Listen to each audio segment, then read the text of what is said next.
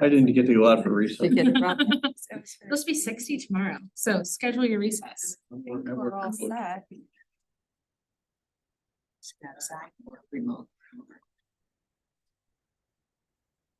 Yeah, we'd like closed up our sunroom because we thought there was gonna be no more sun. And We have our, my golly, we have our Christmas party at Botanical Garden tomorrow.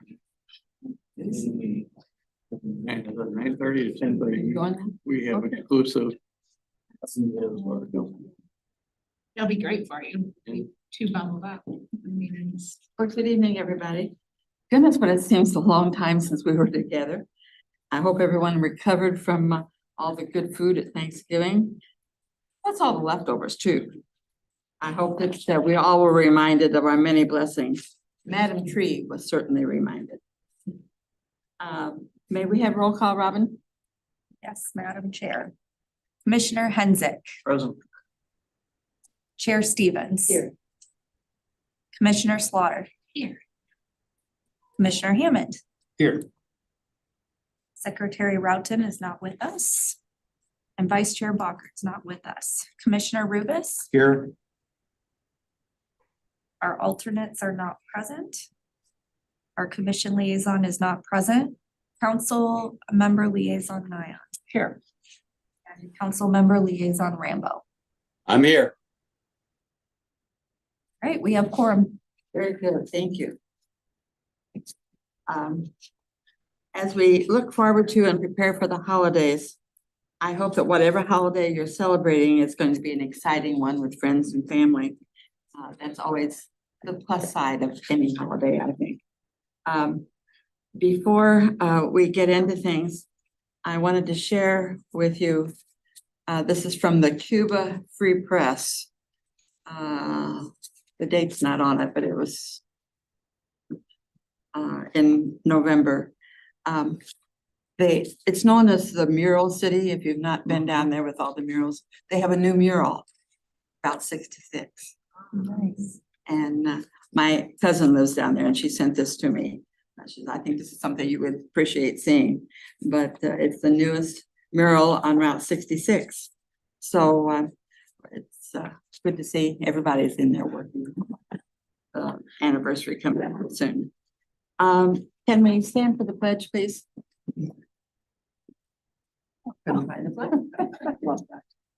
Chris, would you lead us, please? Pledge allegiance to the flag of the United States of America and to the republic for which it stands, one nation, under God, indivisible, with liberty and justice for all. Thank you.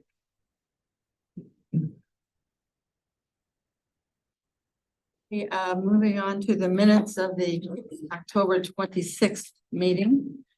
Did anyone find any problems of or any problems at all? Well, hearing none, we will approve them by general consent. Is there any public comments this evening? If you are participating online and would like to make public comment, please raise your hand now. Madam Chair, there are no raised hands. Okay, thank you. That will move us on to the Wildwood Historical Society. Do you have things for us tonight? Nothing other than our open house is this Sunday from 1 to 4. There'll be lots of food and stuff to drink, so come on out. If you got nothing else to do. We are decorated for Christmas inside, so. Oh, very good. Thank you. Martha. can be- Oh, yeah. Madam Chair, Yes. Pam, is it all right if I put that in the newsletter? Sure. Okay, I've had it as to be determined, so it's this Sunday. Yeah, it's this Sunday from 1 to 4. Okay, thank you. Moving on then to old business. We have Essen Log Cabin. And who's going to present on that? Well, I'll get started, but I think it'll be a team approach, Madam Chair. So, Madam Chair and members of the commission and Ms. Camp and Mr. Scott. What you have before you tonight is a set of documents for the most part the same project, but two components of that same project. The first is the engineered plans for phase one of Village Green. Phase one isn't as ambitious as I think we all would like, but it is the first step in many steps to get the Village Green through that ultimate master plan design and construction. What phase one does is, for the most part, address the parking and accessibility needs. It extends all utilities, including stormwater management. Most importantly, from I think the city's perspective, it gives us a permanent home now for all of our events, whether it's the summer concert series, Celebrate Wildwood, and everything in between, including movies and things along those lines. The nice thing about this design is we took into account years and years of experience of setting up tents on Main Street and elsewhere, as well as in the field next to the theater. So the oval is actually the area where tents will be set, and each of the ovals will have easy access to electric, which is something we pay dearly for each year at Celebrate Wildwood. And the intent is to give ample room for each of the tents, as well as space for people to walk, visit, view, etc. Aesthetically, it's a nice project, I think. From the perspective of the access is going to be a stone along with some additional materials. And then around the oval, there'll be decompressed granite, and then the finished surface, and then ample landscaping. We're still working through a couple of issues with the grand trees. I would say that it's 100% finalized. I'm waiting on the contractor, ultimately that's selected, to work with them to figure out the best approach to save several of them. I think they are key to maintaining the character, particularly in the area of the cat. That's phase one. That we did on Monday this week, December 4th. Given the holidays, we gave the bidders, contracting community, till Thursday, January 11th. And January 11th, we'll be here in the community room and we'll read them. Hopefully we'll have a lot of bids and competitive engagement. The other is something that Robin's been working with Carol Quigley on Pattern and Eyes. And that's the engineered plans in the Essen Log Cabin. So I'm going to let her take it. Madam Chair, members of the commission, what you have before you this evening is a set of construction documents that have been supplied by Pattern Eyes.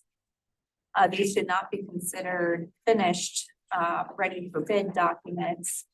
In fact, Carol and I were discussing prior to this meeting that there's actually a few topics that would be helpful for us to have a discussion about this evening regarding accessibility features of the cabin, as well as the connection of utilities, primarily the electrical utility to the cabin. So Carol Quigley, the project manager, assigned to this from Cabin Eyes, is with us this evening to help us have that discussion and answer any questions you might have with the plans that are before you. And so with that, I do have Carol via Zoom. And hello. Present. Hello all. As Robin said, my name is Carol Quigley. I'm with the company Pattern Eyes, which is in Clayton, but I'm actually here on the East Coast. At our preservation and restoration studio is here in Westchester, Pennsylvania. And we have had a lot of experience working with log cabins, probably more often restoration than reassembly after a theft, like you all have the unique situation of dealing with. But having had a lot of experience working with log cabins, we were thrilled to be able to work on the reconstruction of the Essen log cabin for the city of Wildwood. And Robin, would you like me to share my screen to go into the documents and talk about a couple items, or would you like to share the screen there? Having not been in the room there for this size of meeting, I'm not sure how it's best to do it. I think whichever works for you. If you share from your screen, we'll still see the same screen, but you'll have more control over it. So that might be the best way to go. But I do have your plan set ready if you want. me to Okay, share. yeah. Well, maybe let's, before we get to the drawings, and I'm not sure which is gonna be best to pull up, either the site plan or the construction documents. Actually, I'm gonna go right to the construction documents, because there's one item, and Robin, I didn't talk to you about this earlier today, but I don't know how intensely anybody has reviewed the historic documents that we've had to look at, or how intimately familiar anybody is with the cabin, having stared at all the photographs that we have been given, that you all have shared with us, from both the family and from the maybe an initial survey, I guess in 2015 before the theft, and then of course the survey of the logs in 2019, and then the re-examination of the logs earlier this year. I think I feel very connected to each little component of this cabin, but you all have still had more familiarity with the family and might have a little bit more knowledge. So please, if I say anything that contradicts the history that you know of from 1870, please do jump in. So the one item that I would like to sort of clarify, and that we have discovered as we move through the construction documents phase, as opposed to the initial preliminary reconstruction set from 2019, is an understanding of where the historic front door was. I'm actually going to bring up some photographs too. I think that perhaps many of you, like myself, have looked a lot at this elevation. This is the historic photo that was provided by the family. But it's of the wall that has 4 windows on it. And that elevation a little bit more clearly, I'm sorry, I apologize for jumping through here, but I'm afraid there's going to be a good bit of jumping, is this one here, which has also been shared in any number of articles that were written about the incidents in 2015. So this is very much like a presented a facade. However, it is not the front facade, because it has 4 windows and no door. What we identified, what we labeled as the front facade in 2019, was the image that we had been looking at, and that was most visible within the photographs of the documentation, and which was photographed even by the family. I'm going to jump back and forth here again.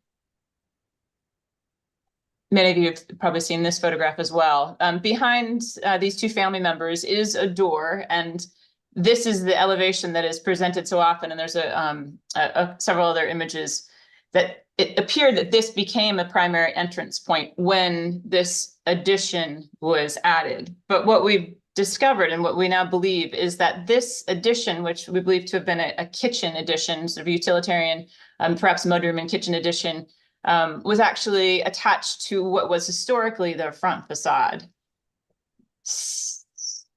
I explain all this so that you understand, when I speak about what should be seen as the front facade when we look at it from the site plan, is perhaps not what was labeled as the front facade, not what has been labeled as front when we labeled the logs. Have I confused everybody yet? Pretty much. Okay. So I'm going to return to the construction documents, and we can look at these, the 4 elevations together, so I can be a little bit more clear. Again, we have the one elevation with the 4 windows on it. Adjacent to that, we have this gable elevation, which we have referred to as the front, because that is what was always photographed with the family, and that appeared to be the primary entrance point directly into the one single room. But what we believe is that it is this elevation that is truly the front and should be presented as the front facade when this building is reconstructed.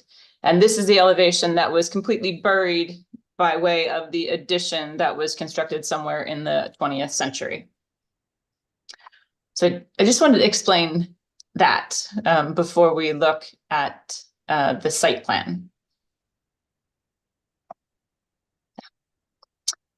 So I've come to understand, it's been shared with me a while ago, that this was location A, one location of two that were considered when deciding where to place the cabin within the new Village Green area. And I completely concur that this is a great location for it. It has some nice sight lines from some access points into the Village Green and from the drive and the parking there, but it's also still not trying to be some, sort of formal piece of the Village Green, but set off to the side and its own small parcel that can be viewed and visited, but not a focal point of the Village Green. And I completely appreciate that the discussion that must have taken place to land you at this location that's been selected.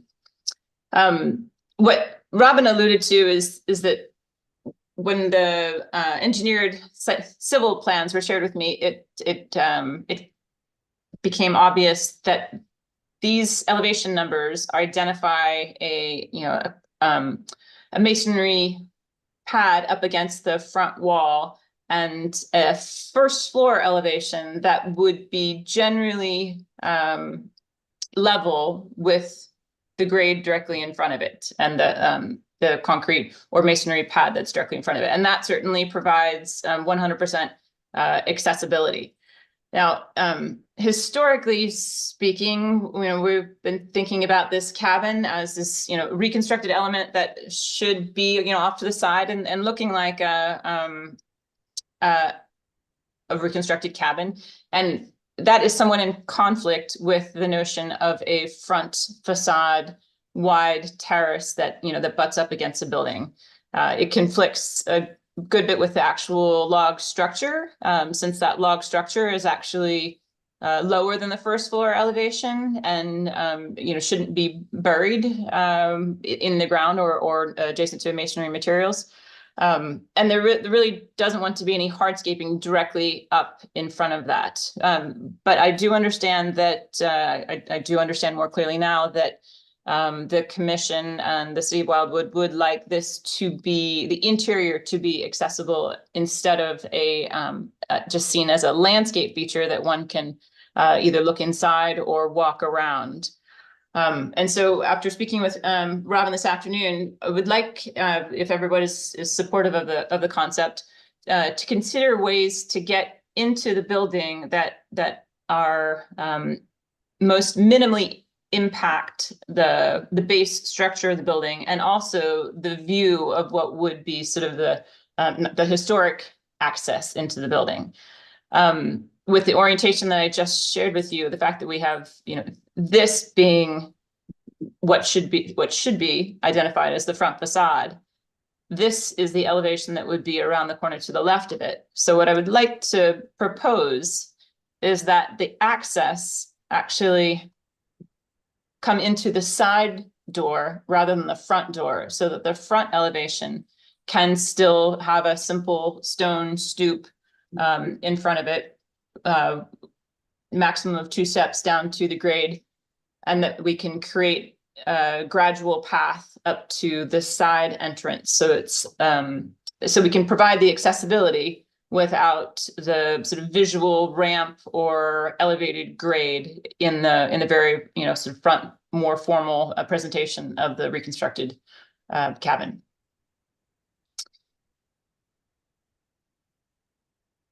Does anybody have any questions about that issue that we will still be, proceeding with the blessing and agreement of the commission? Yeah, I just had a quick question. This might be for Carol or this might be for Mr. Vunich. Do we have enough space in that area to make the grade gradual enough that it's like compliant with what wheelchair users would need? I've seen a few people unfortunately struggle on wheelchair ramps that are not as accessible as they look. And I just want to make sure that we don't fall into that mistake.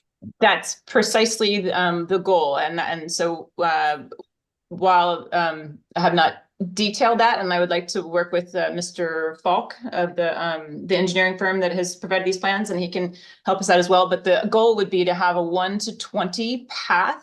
And that's the required slope, so that it is just a path. It's not a ramp.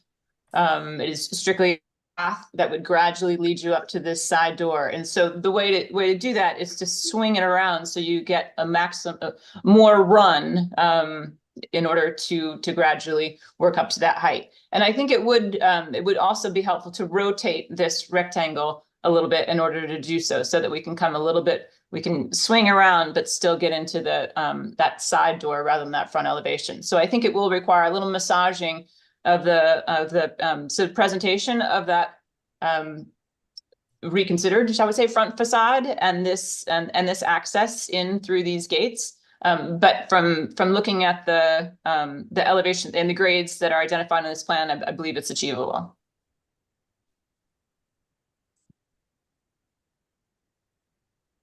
Steve. Okay, I've got a question. This is Steve Scott.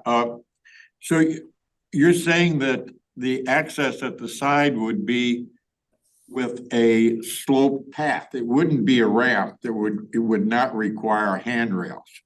That's So- what, so I think we might want to have a handrail, depending on the final grade and its relationship at the door to what is directly next to it. There might be a small section of a handrail, but I believe from having examined this, the grades today, I believe that we can get up there with the majority of a 1 to 20 path rather than a ramp, so that we will not need, so that we would not need a handrail, but we could have a very minimalist handrail, perhaps at the backside, depending on how that grade works on the far side of that access point on the side elevation.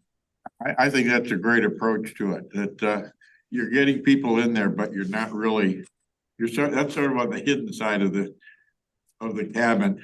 There wouldn't be that noticeable. And the main entrance is pretty accurate the way it was. Yeah, it's very simple. Just a single door, and we've called out for just a couple, stone steps coming out from that door. So this, yeah, just as you said, puts it over to the side, still gives you the access point, the accessibility point. We're lucky, it's great that we have 2 doors. Some cabins that have been completely untouched, might have only had 1. So we have a little bit more flexibility here, where we can keep that front facade more traditional and historically accurate, and sort of gradually work over to the left side. Steve, what does a 1 to 20 equate to a percentage of grade?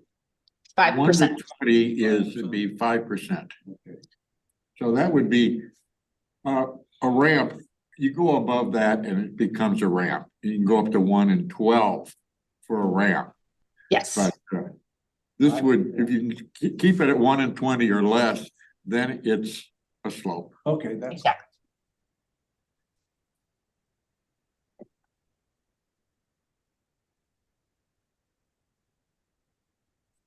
Doesn't look like there's any more questions right now. Is Carol looking for a direction? Hey, Carol, I do have a question. What's the surface you're proposing for that path?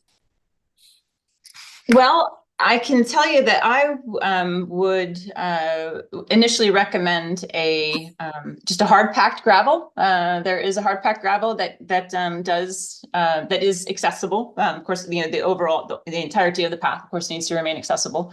I believe that the specification for the majority of the park surfaces is an exposed aggregate concrete. Is that right? But that's what so there, I think it would be a good idea perhaps to have, the exposed aggregate concrete. Maybe that ends at the, at the entrance to this little historic landscape area. And you could transition to a hard packed gravel for the approach to the cabin. I like that. Makes it more subtle than putting a hard surface out there. Mm-hmm. Mm-hmm.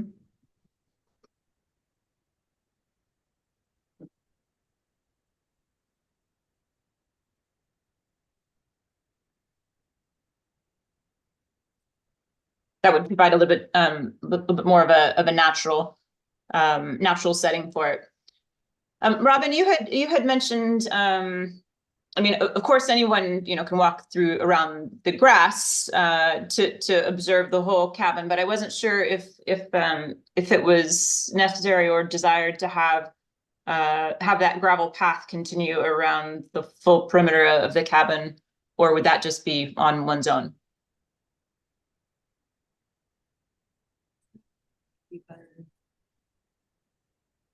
Just quickly, this is Joe Goodich. Hi, Joe. We had not, at least in conversations with CDI, we didn't anticipate having it go around the perimeter of the cabin. Okay, yeah, I wasn't, I just wanted to bring that up if that was of interest. And the commission's here tonight, so certainly I'd like to hear their opinion.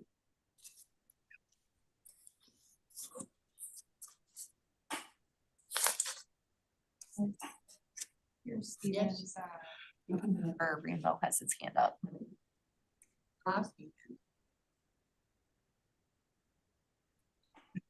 Rob? Oh, yeah, hi, thanks.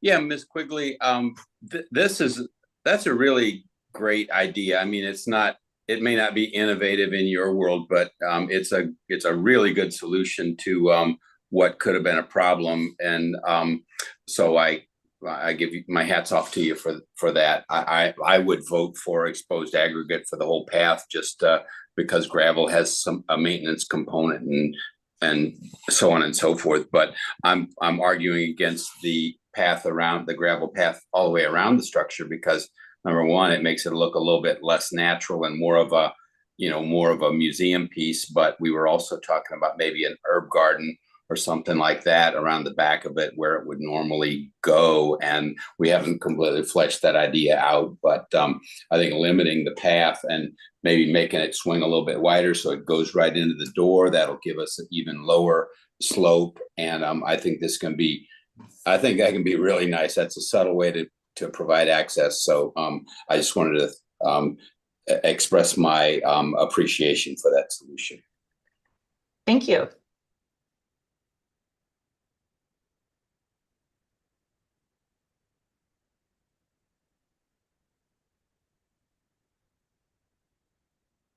Well, if there aren't any more questions about the site, I can just run through some of the details of the construction drawings, if that would be of interest. Some of it gets a little too into the weeds, and as I said, there's some further details to complete for the final set, but there's still a lot of information here. Probably don't want to take all night to go through it, but I'm happy to explain any items. I can just keep going and stop me when you want to. How about that? That's good, thank you. Okay, great. So as I said before, we have, it'll be great to see the all four walls of the cabin as it was originally constructed, as opposed to with the addition. So it really frees up this former front facade. So please ignore, I haven't changed the words because I wanted to present this before I caused any confusion, though I'm sure I've caused some confusion anyway. The cabin, as far as exterior materials, will be, very, very traditional and probably exactly as one expects. We've got, taper sawn cedar shake roof. All the logs will be repaired or replaced where they are missing. The documents identify each of the areas of repair that's necessary, or the full log replacements where they're necessary. The foundation will be a 6-inch stone veneer on a concrete foundation. We've detailed this in a manner that attempts to save money where no one will see anything, and then do the historically accurate thing where it will be visible. So the foundation, we have just a crawl space below the first floor. And so other than, hopefully none of us are intending to be in there in the next however many years. that will be vented, but there shouldn't be any regular access. So rather than using log joists, which we didn't have enough of from the Essen cabin prior to its theft, we have just specified double pressure treated joists so that they can withstand the load and be far less expensive than locating old or new logs to use for that assembly. But on the exterior and on the interior spaces that are open, all of the materials will be historically accurate, and as historically accurate to the Essen log cabin as we could possibly know from the information that we have. And when there are details that we could not get the answers from the historic documentation of the Essen log cabin, we rely on traditional log cabin detailing in the area, in Arkansas or Missouri, but other forms that mimic some of these details. So again, the doors are very simple board and batten doors. The windows are, single pane wood, a 6/6 sash at the first floor and 6 light sash at the second floor. We will just have 2 wood louvers providing ventilation into the crawl space. And as I mentioned, the stone stoop at the front door, and then we will modify this elevation to reflect a gradual path up to that level. The one item that was not included in the preliminary drawings is the chimney, but thanks to whoever shared the historic photograph from the family members, there is a clear view of a brick chimney in this location. Now we do know this has caused a lot of back and forth because we don't want to do anything that we don't know to be accurate. But we do know that this cabin has had a number of changes, some changes over the years. We can tell from the interior photographs that not everything, it's not like nothing had been touched. But I believe that the photographs that we show indicate a reconstructed chimney at the interior for a stove. Actually, I could bring those pictures up if anybody hasn't seen them. But so that results in just a very simple and very small brick chimney above. This is not the chimney that was present when the log cabin came down. It had been remodeled over the years, and I think it was the most recent photographs just show sort of a cobbling of concrete block at the top of the roof. But this returns to the earlier chimney that we do see in earlier photographs. On some of our detail pages here, we just go through the details of the roof. Yes, certainly. This is Steve again. I'm sorry to interrupt. I've got a question. So Sure. you're showing a stove rather than a fireplace. Yes. Which actually, that's interesting to me because I live in an 1850s log cabin. Mm-hmm. A little bigger than this, but I have found no indication that there was any fireplace there. I do see holes, and I don't know when they were cut or put in for stovepipes.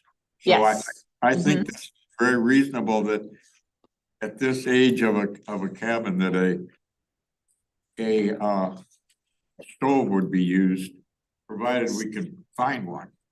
Yes. So and that that is You could help us with that. We unfortunately don't have any old stoves. And the other question is, the joists for the second floor, they appear to be milled. And Yes. so how do you plan to replicate those? I mean, the city has some logs. Would those be worth being milled, being cut from those logs? So the city logs are actually going to be used for all the repairs that we need for the exterior walls for those logs. So I don't think that those would we have not considered using them and sawing them for the second floor joist, which will be exposed and will be you know, a 3x8 sawn lumber.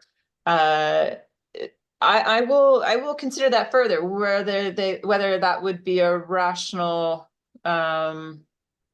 exercise. It might be slightly more convoluted and therefore not quite as beneficial as the logs are for the repairs of the logs. But yes, those are being used to the greatest extent that they can within the log crib itself. And I will examine further whether or not that would be a good use to saw them for the floor systems. And And the I think rack. it would be good if they could be oak, as pretty much all the other wood in the cabin is, rather than you know, ponderosa pine or something that you get at the hardware store. Certainly, yes. For all of that exposed lumber, that's absolutely what is being spec'd. But whether or not they can use the ones that are in hand is a very good question. And there's ways to make that wood look old too, if it's new. Oh, certainly. I'm sorry, I'm just gonna take a couple notes here. But the I appreciate your comment about the stove, because it was definitely a little bit of a head scratcher. If anybody can correct this understanding, please do so. But I believe I read in some article, and I don't know which one it was. There were, you know, most of the ones back in 2015 were a bit repetitious, but I am sure that I understand that it's true that the previous location of these logs was not the first location of this cabin. Does anybody remember that to be true as well? Pretty sure. I don't know when the first move took place, but what that sort of backs up is the notion of the current chimney and the interior stove flue being not the original configuration. Now that doesn't say that there was a fireplace that was likely to have been left. There is no scarring of the logs, which I think would be present if there had ever been a full, you know, masonry fireplace at any location adjacent to one of the gable end walls. But the most recent version of that chimney has been, you know, it is a 20th century construction. So I was even thinking, was it possible that this had no heat source? But that just doesn't seem, even though it's a pretty modest sized structure, it just doesn't seem likely. So I think I believe that the wood stove was always the case in this structure, wherever it was. Just quickly. Yes. Again. Yes.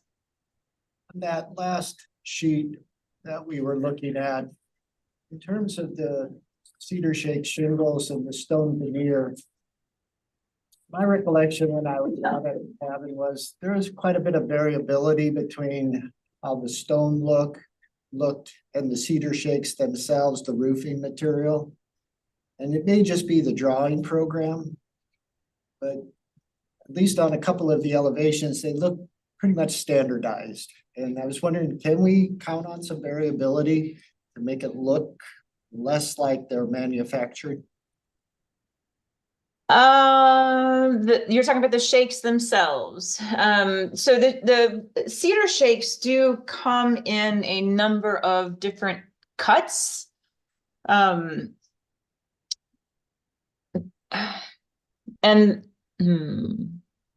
the stone veneer that's planned for the foundation.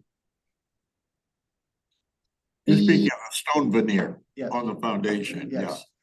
I would hope that wouldn't be the paste on flat stone, that they would, it looks like it's 6 inches deep, that we can get some real stone in there and use some native stone and.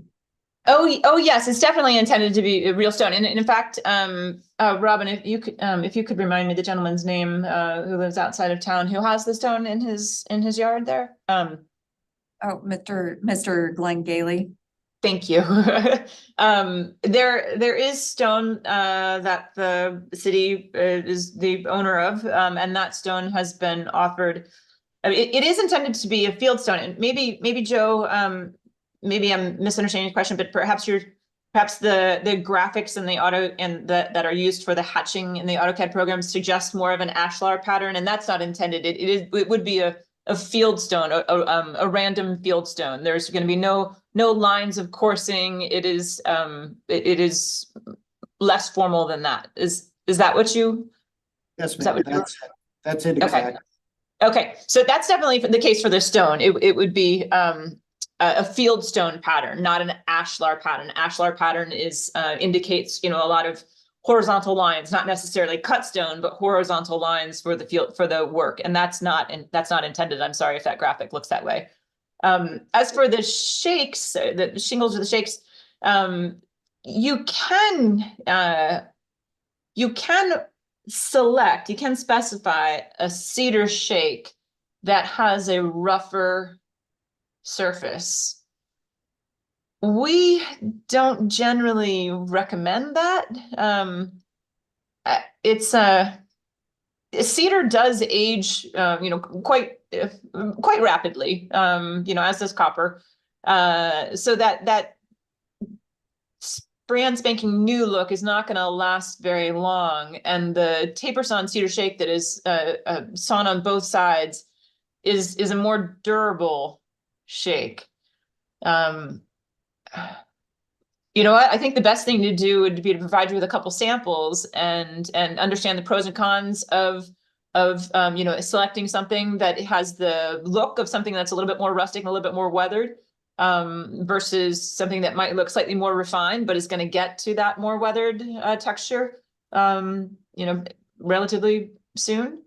And that might be the best way to make that final decision. Thank you. Did it sound like I'm speaking to your question correctly? Yes, ma'am, you are. Okay, great. Yeah, that would be, May I add to that? So you're using a natural field stone and not a cast stone? yes. So those cast stones, like, I'll show you this picture, Joe. You can't tell they're not real. Okay, that's just my question. No, I'm Googling. I've never seen that. Yeah, I think so. Joe, I think your concern was the non-uniqueness of the rendering in AutoCAD, which is It's just a pattern that's just physically repeated, which is not necessarily what's actually going to be built or manufactured or produced. right. And utilized but from a computer programming perspective, Yeah. repeating the pattern makes it's a lot easier than randomizing a pattern of some sort. Again, like I mentioned, it may be the drawing program, Sure. but Yes. That's Yeah, that's just a- very true, Joe. Just a standard pattern in AutoCAD. again, literally speaking, you don't want a standard pattern from us. No, right. It's a graphic pattern. Right, and that, that actually brings up a good point that we should request a mock-up of the stone veneer prior to the completion of the stone veneer. Stevens, I believe Commissioner Rubus had some comments. The cedar shakes, they have to be treated, fire retarded. They do not have to be treated. They don't? No, they did. In I'll leave it up to you. I don't do wood buildings. no, I will double check. There are, they don't typically have to be. There are some environments, of course, where they are recommended and, but that's not it's an option, but not a requirement. Do we have to get this all approved by Metro West? So I think that's where we might run into being treated. I will double check that, but I think the type of structure that it is, and it's extremely limited use. I will confirm that, absolutely. I think you know more than, I'm an architect, but I think you know more than I do about it. You don't treat them, they'll eventually cut. Ms. Quigley, Yes, just the thought. Obviously, there is a cost component to all of this, and we were fortunate enough as the commission to go back to city council and add another $70,000 to what we originally had thought the estimate for reconstruction would be for an SMR cabin. So I'd like to talk to you along with the commission about doing some ad alternates. Obviously, we'd like to do a reconstruction with materials that are as close as possible to the historical context. But in lieu of leaving the cabin not reassembled, maybe an ad alternate for some alternate materials that will at least get us to the point where we have a standing cabin again. okay, that certainly makes sense. Always good to include those options up front, rather than later. Are you speaking particularly to the masonry discussion?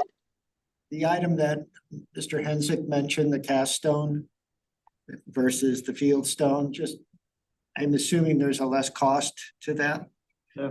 And so, Yeah. I'm not 100% sure of that because the fieldstone is in hand. And so the actual material is there. Now there is certainly labor, a good bit of labor, required to form that, as all masons do. So, it's not if we didn't have that, it would be, I think without question, it would be a cheaper number, but with the material in hand, I don't know precisely how much less expensive that would be. But that's why we can include the deduct alternate and see what is provided. Ms. Quigley, you're confident we have enough stone in storage to accomplish the entirety of the foundation? It certainly appeared that way. Now, based on our, there could be a small amount of stone necessary for a little configuration at that side door entrance. So I would look at that a little bit more closely, but I believe that to be the case. Okay, thank you, ma'am. I have field stone. I'll gladly donate, as well as you can go down in my creek and pull up all the field stone. Wow, well, there we go. Thank you. Field stone. Are there any other questions thus far? I don't know how much people want to look at details and flashing details and such things. We can if you like. The foundation details. I think it has been already discussed. We anybody who's looked closely at the photographs of the interior know that there is no stair to the second floor, the loft. There is, however, just a sort of a, like we always call it a ship's ladder, but clearly this is a cabin ladder, or a loft ladder. So we'll be reconstructing that for all of those who are willing to go upstairs. And the balance of these get into the nuts and bolts of the log detailed replacements, and then we have a couple more pages that will be supplemented here of some of the details of the log repairs. But this gets into the schedule of each one of the logs and the treatment required at it.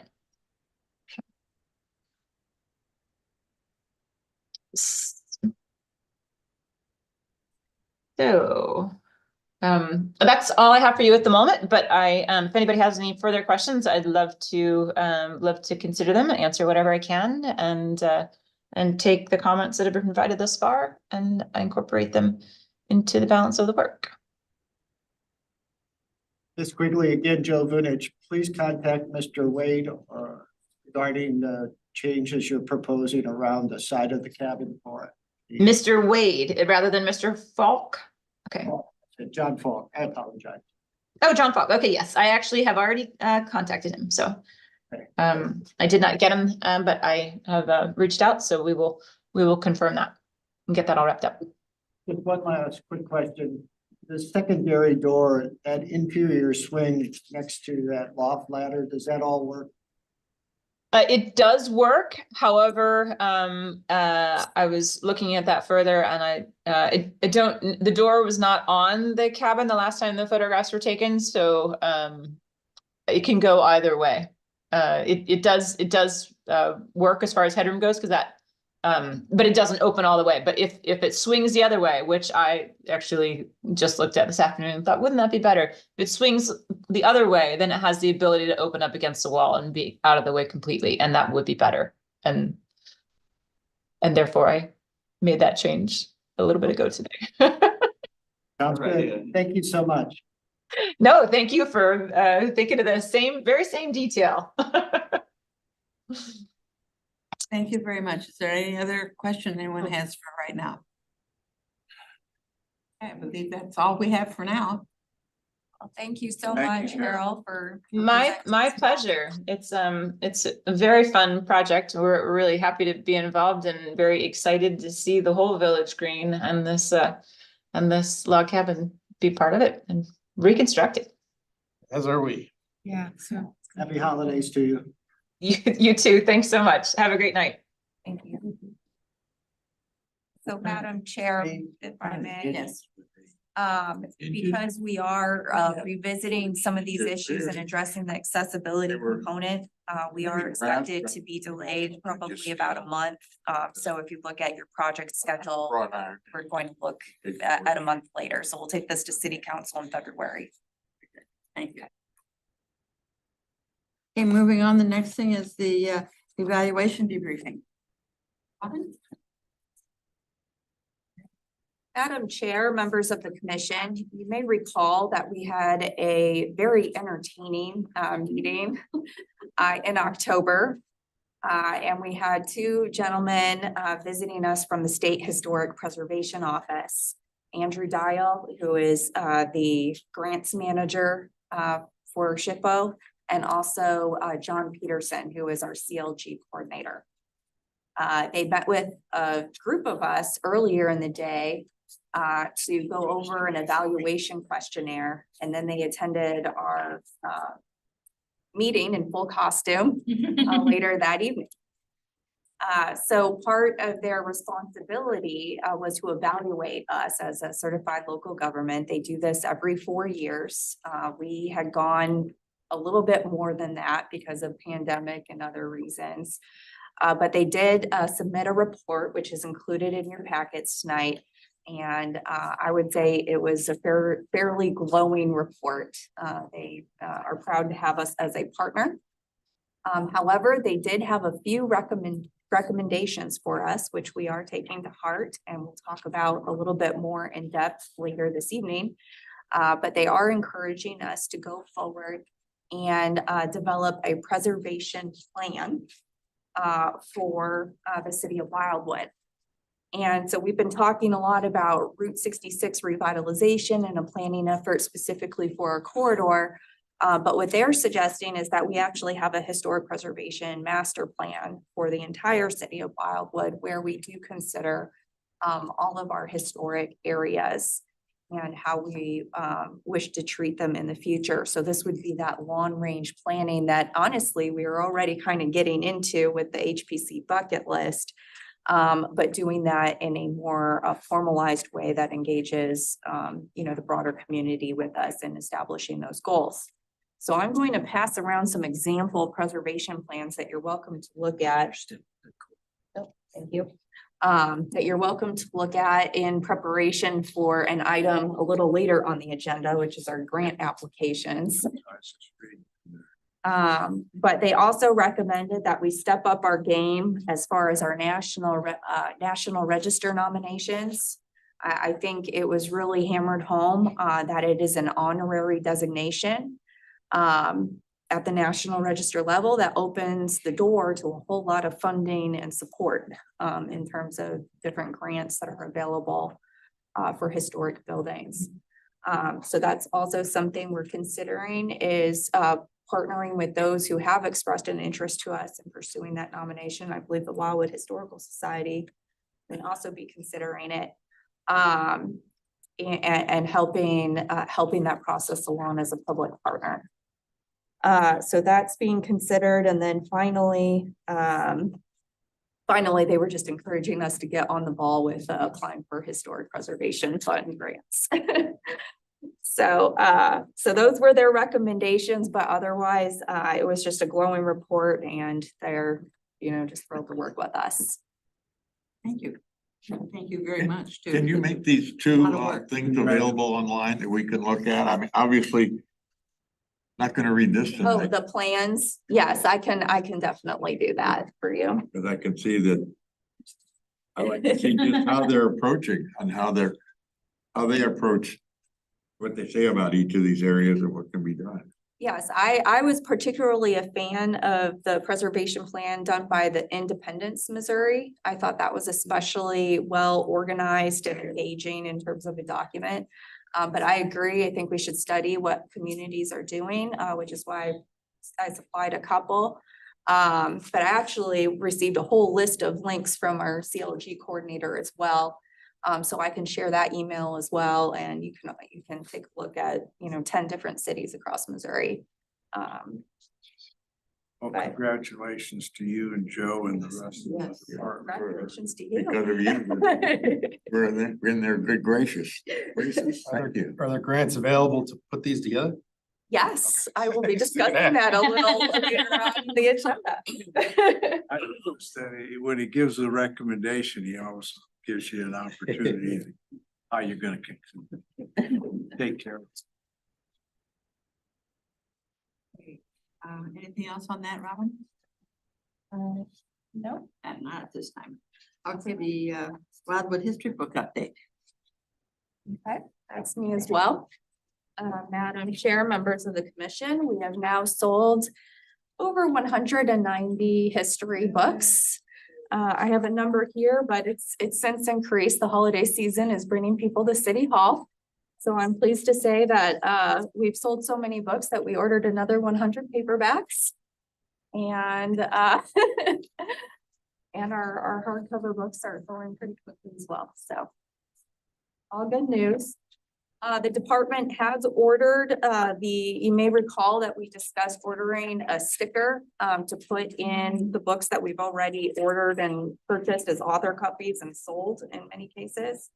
That sticker has been ordered and we'll be distributing that shortly to, in particular, the institutions that we donated books to, and then anyone we have contact information on file who purchased the book.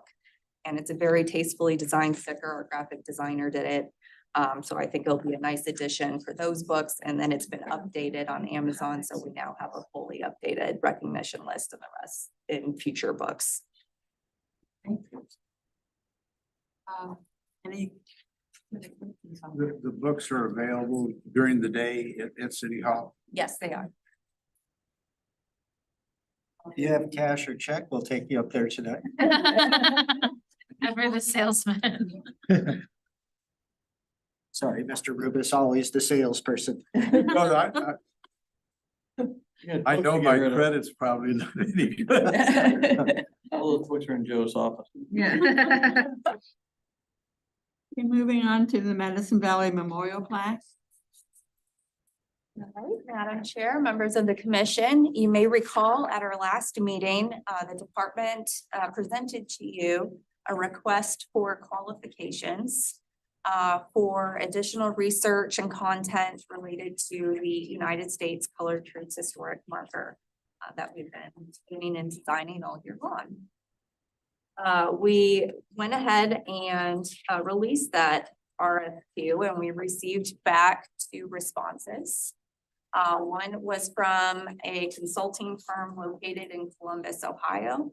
They have worked on some National Register register applications in Missouri.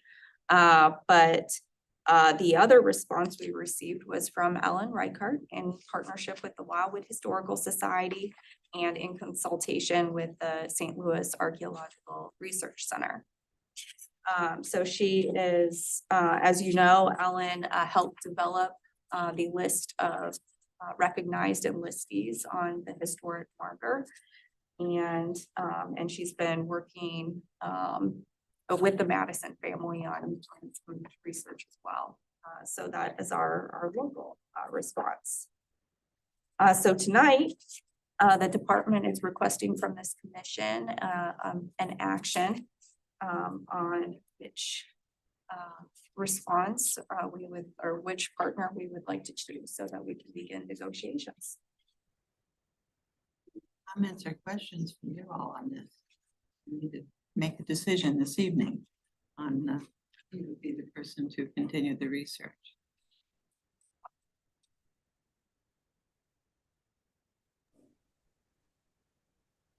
There. Yeah. Certainly don't want to cast a comment, to push one way.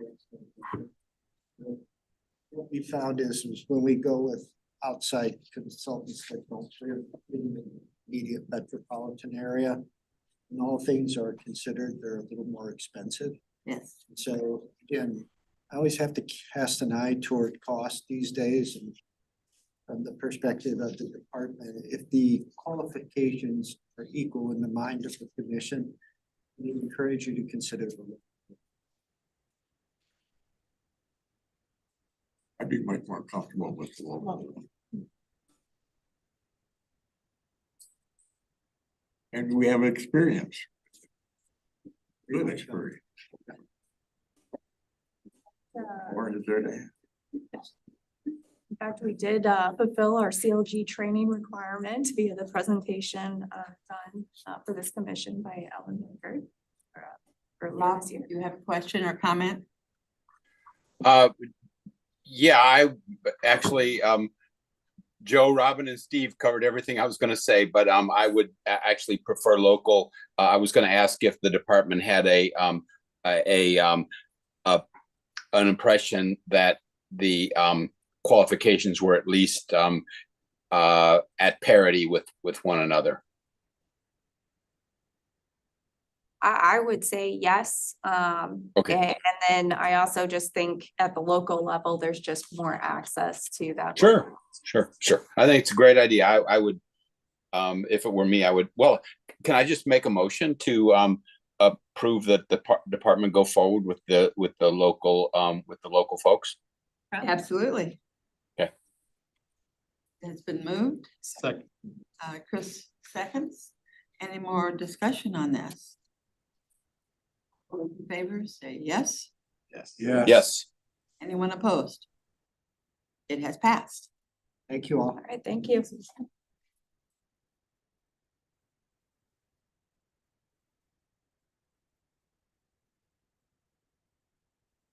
The Connell House update. There is one other item that's part of that memorandum relative to the marker, Appler State Park. Okay. We are sad to say that we have not heard back from our Babbler State Park partner yet in terms of finalizing that content that we as a commission have approved and city council has approved. So just be aware that we are experiencing a delay in terms of getting that marker fabricated because we don't want to fabricate the marker until we know for sure that that "You Are Here" map on the back is accurate. We aren't necessarily anticipating any issues, but it's an organization with a lot of different departments and divisions that all need to take a look at it, apparently. So It's very nicely said. so that's where we are in terms of producing an actual. Okay, thank you. Madam Chair and members of the commission, as you know, we talk on and off about the JP Connell House. Don't really have much of an update. We knew of that update because for the most part, all is in St. Albans Properties Court. I know they are aware of our eagerness to work with them. Again, we just not have heard much from them of late. They are looking for a partner. I think that's where most of their resources and energy are going.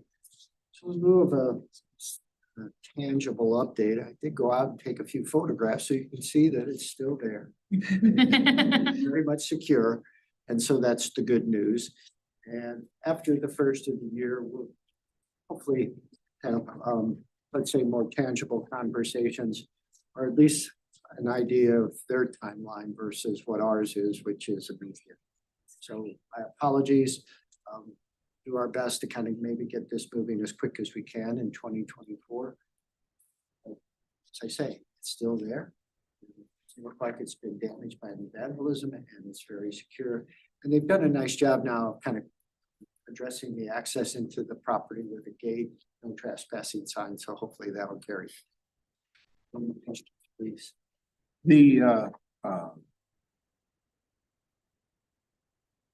I noticed in the SHIP evaluation, that they mentioned in there that granting an easement to them would be kind of an assent. How would that work? I'm not quite sure what that means. So I believe, based on my experience with such easements and what I heard from Mr. Dial, is that an easement would be asked of the owner of the property in exchange for public incentives or financing. So it adds an extra layer of protection for us in terms of that historic preservation of the structure, in the event that the structure were to change hands or anything like that would happen. That easement would then follow the structure, and certain things would be required in terms of its preservation. Yeah. Would the city own the easement? Yes, the easement is easements granted to the city for control, so to speak. Property owner owns the easement, but The rights are dedicated to the city. I'd like to think there's a more permanent solution, but certainly that's a discussion for another meeting. Out by me, I'll keep an eye Bless your heart, ma'am. on We it. appreciate that. park out in front of it every day. Yeah, I drove by it, I found out just now.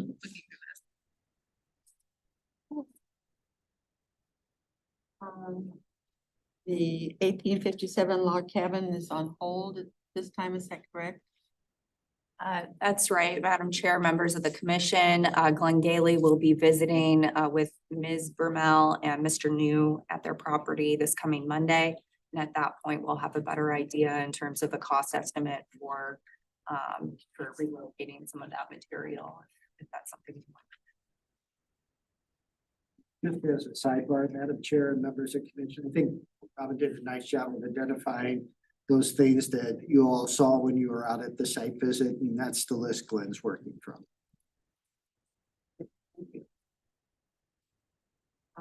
23 work program update. All right, Madam Chair, members of the commission. We were able to eliminate one of our work program items in terms of Old Pond School. That work has now been completed, and I'll be discussing in the next item that is now not part of our work program. So very exciting. There are a few items on here that we're going to be bringing back to you in January. One of those items has to do with our proposed, well, now changes, approved changes to our Historic Preservation Commission. So City Council did pass that ordinance, and now we have the ability to appoint up to 2 youth members, an advisor to the commission, and voting rights have been extended to our liaisons as well. So that is good news, and we'll be presenting you with an application process for youth members and some revised bylaws in January. There, just a shout out to Dr. Rambo and Ms. Nyan for the support they gave at council. They brought the legislation forward. You. Thank you.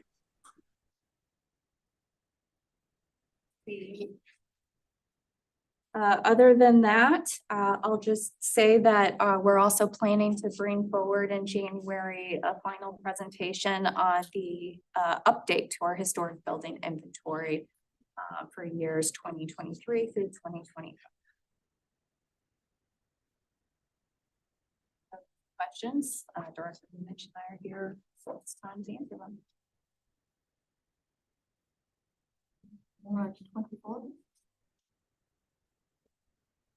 Madam Chair, members of this commission, you may recall at our last meeting, we suggested tabling our 2024 work program and adopting the 2023 program as an interim document.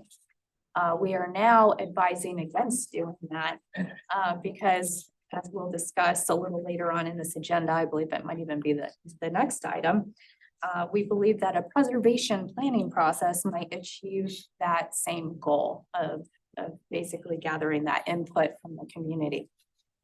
So instead, we're presenting to you tonight a draft 2024 work program based on some of the current goals and objectives that this commission has been discussing. Number one of which is a standalone preservation plan for the city of Wildwood. So I hope you will take a look at this draft work program. We're not anticipating or expecting a motion from you tonight. And, feel free to sit with it over the next month and pass along your comments, suggestions, additions, revisions. And we're happy to incorporate them as desired so that we can produce what is hopefully a final draft in January for adoption. I did. Just have one question. On the Bellevue Farms, I know it's budgeted for 23. I know it looks like, and I haven't recalled seeing anything on that. Where does that stand? Like, are we just gonna bump that and then the budget will go with it? Tomorrow, I'm meeting with representatives from the Missouri Department of Conservation. As you know, we had gone to city council to apply for a grant for further invasive removal and restoration efforts. Appears we've gotten it. And so we're meeting out there and go over the 5-acre area that has yet to have any work done to it. And then the 20-acre area we started with, we're starting to see some of the invasives creep back in. So we're going to do kind of a touch up. And so both of those appear that they can be funded.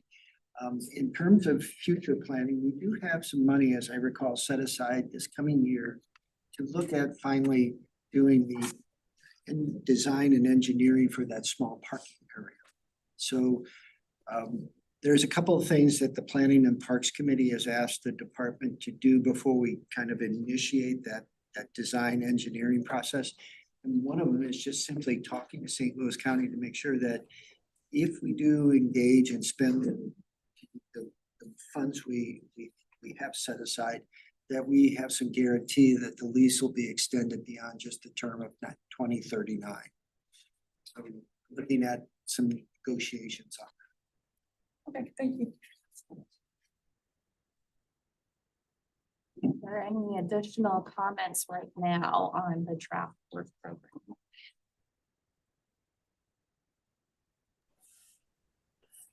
Not, I would like to spend some time feeling good about what we accomplished in 2023. Particularly, and this makes me feel very good. It should make Linda feel very good. We did complete the Wildwood History Book, which is now for sale at Wildwood City Hall and also the Wildwood Historical Society. It will be available at the open house on Sunday. You only have the soft covers. We are near completion of bid-ready construction documents for the Essen Log Cabin. But hopefully, as you saw from tonight, we have, some very qualified individuals on the task and a great team of people helping us do that. As noted, we finished the repairs and painting of Old Pond School. We completed our student Route 66 task force engagement, which was a wonderful success, and received an award for it. We received an award from the National Society Daughters of the American Revolution for excellence in historic preservation. We completed the planning and design process for a new historic marker, which hopefully we will be fabricating very shortly. The city council adopted an ordinance adding youth members, an advisor to the commission, and extending voting privileges to all our liaisons. We received an outstanding evaluation report from the State Historic Preservation Office, and Paul Wachowski and Judy Somm were honored as the first recipients of recognition from the Memorial Tribute Program, this commission. So let's pat yourselves on the back. Good job. We accomplished quite a lot this year. Madam Chair, I'll just say Robin and I had an argument. I wanted to put another check mark down there for our Halloween meeting, but It was a pretty great meeting.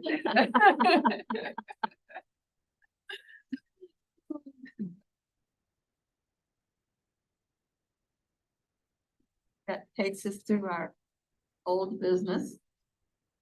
Please also read the items listed there not ready for action. There are 8 of them, and this is just to keep things in our minds of what is still ahead of us to be taking care of at other meetings.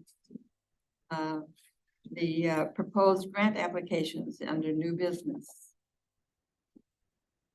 Okay, Madam Chair, members of this commission, you've heard me mention the Historic Preservation Fund grant a few times this evening.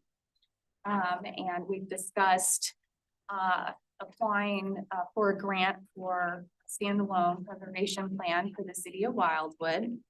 We've also applied for a Route 66 grant supporting historic preservation research along our corridor. We're now leaning more towards the inventory instead of the historic context, but we'll get some work done. And finally, we're also looking at potentially partnering on a few National Register nominations. And because we can apply for multiple grants through this Historic Preservation Fund as a CLG, and given that we've never historically received funds as a CLG, so they seem inclined to help us on this one. We are going to submit applications for all of these projects. So tonight, the department is requesting that the Historic Preservation Commission pass a resolution, which is included in your packet, supporting the development of a standalone historic preservation plan for the city of Wildwood. And we put the anticipated cost match within the resolution, just so you're aware of it. City council ultimately will have to allocate the funds. But as the city is responsible for 40% of the funding, and we're expecting this plan to cost around $35,000, we're anticipating the city would provide a cost match of around $14,000 if this grant were awarded. So we would ask that this commission take action on this resolution. And this would be included as part of our grant application. We need a resolution or letter of support at the commission level, and then we need to go to city council for that as well. We need to have a motion to have this resolution. So is this grant, the money, is this to have outside help in helping us create this?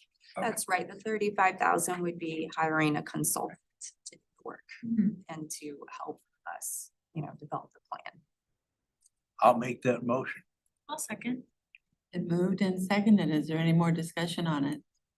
and just remember, when we get to that point, hopefully we will get to that point very shortly after the first of the year, we'll do an RFQ. You'll see the RFQ in draft form and endorse it. And then obviously, once we get submittals back, as we did with the Route 66 roadside park, you'll be participants in those interviews of potential consultant, et cetera. So you'll have a lot of role in how we get to that preservation plan. Will SHPA, do they have a list of people to send the RFQ to? They are definitely a resource for that. Okay. They have a pretty extensive list.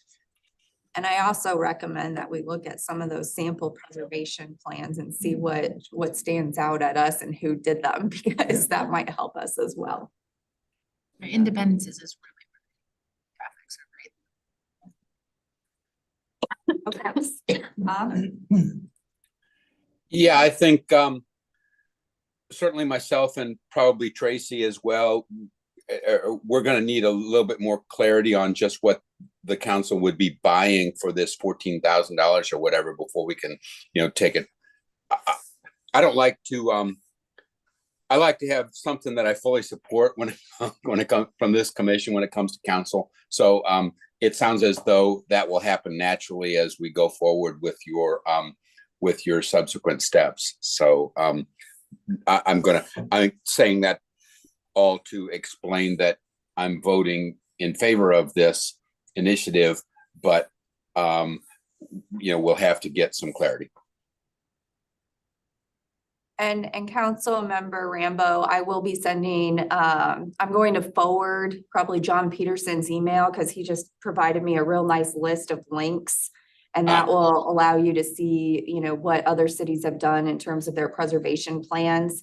And I think in looking through those plans, it might help clarify what these plans can actually do for us in terms of helping us move ahead in our work. Sure, I support the idea wholeheartedly. I just want to, it needs, my personal opinion doesn't matter as much as, the opinion of the council and when it comes to use of funds. So I just wanted to throw that out there, but. Thank you. We appreciate that, Rob. Any more discussion on this? It has been moved and seconded that we move forward with this resolution and other things attached to it. All those in favor say yes. Yes. Anyone opposed? It has passed. Thank you. Thank you. And Madam Chair, members of the commission, we do not have resolutions supporting, well, we already have a letter of recommendation for the Route 66 inventory project. We do not have a resolution drafted for National Register nominations because we're still working on whether or not we're going to apply for those. If this commission is in support of these grant applications as we've listed them, and you generally trust Joe and I to move forward with these initiatives in a way that the commission would support, we do ask for a motion tonight authorizing the chair of the Historic Preservation Commission to sign a letter of support on your behalf for potential National Register nomination grant applications, and if needed, to alter our Route 66 inventory letter of support as well. I'll make that motion. It says moved. Is there a second? Kurt has seconded. Any more discussion on this? All those in favor say yes. Yes. Anyone opposed? Thank you. Okay, thank you. We appreciate it.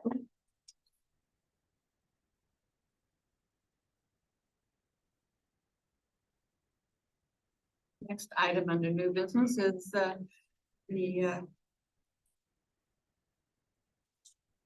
nominating committee or officers for 2024. We need 2 people, and I would like to ask if Kurt and Jim would serve on the nominating committee. Good. Serve on the nominating committee. I believe you need one additional person. The nomination committee consists of 3 commissioners. I thought it was 2. Okay. Chris? Sure. Okay. Put you on the spot. Sorry about that. All right, so this nomination committee will meet before this commission's next meeting to discuss a potential slate of officers for next year. In the January meeting, this commission will be presented with that slate. And there will be an opportunity to nominate additional commissioners from the floor at that time. If we want to propose some additional options. Or you can vote on the slate of officers presented by the nomination committee, or you can vote for them individually for each position. Oh, Merry Christmas, Happy everybody. holidays. Happy holidays. Sunday. Thank you for attending. Be there. And then at that time, once those officers are in office, they will start their duties in February. Yes, Joe. Couple of points. Other nominating committees for other boards and commissions, we usually do that via Zoom. And so it's a little more convenient. So hopefully if that's acceptable, we'll set something up that's schedule-wise convenient for the 3 members. And the chair is always the ex facto member, so you can attend. And we'll set it up for Zoom. And then if there is interest on any of the members, you could provide it to the nominating committee in advance of the schedule meeting. That they'll know who's interested and who may not. Thank you. Thank you. I guess that's better than meeting at Larry's, but. Let me know and we'll post it. Let's see what happens. Buy a beer.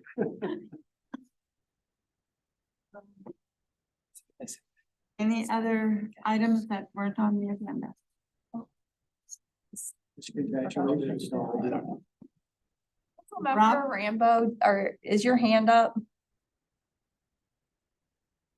He just left it I up. think you left it up. Yeah. Always ready. Just in case. Oh, there you go. So take it down. Sorry, guys, I just screwed up. Can I ask a question, though? It's as good a time as any.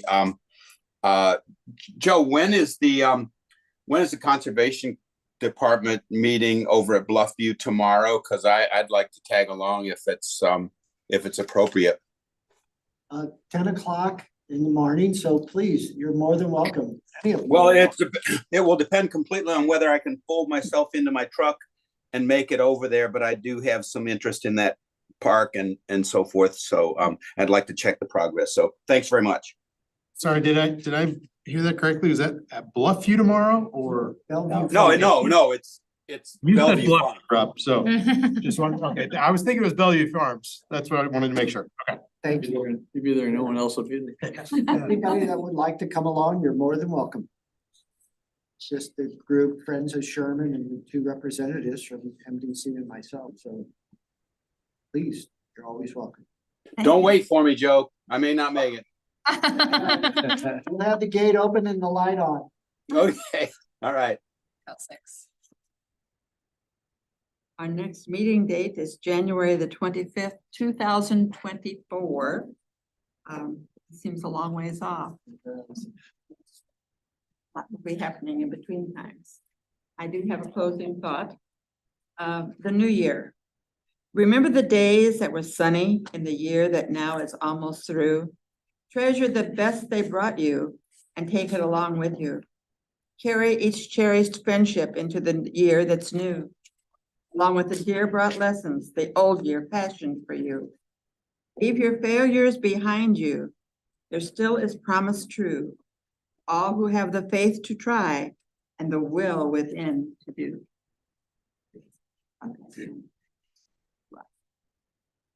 So, is there a motion for adjournment? Pacey, is there a second? Moved and seconded, yes, sir. I beat you to it. Oh, You feel like you're 30. Your party, Jim, I'm sorry. Ready. All those in favor, please say yes. Yes. Yes. Anyone opposed? Thank you for a really good meeting. We have a lot going on for us and a lot to be doing in the future. So our work is cut out for us, but that's what we're all about. Merry Christmas, everybody. You too, Rob. Thank Have you. a wonderful holiday season and take some cookies. I have something to say about this, though. Truman Library is not involved in this. Neither is, I don't know what the church called it, I just Mormon church with the big spiral. That's not it. It's not in the plan at all? Interesting. That is interesting. Those are two very historic Oh, yeah. structures in Independence. Mr. Hensick, you'll be our fact checker.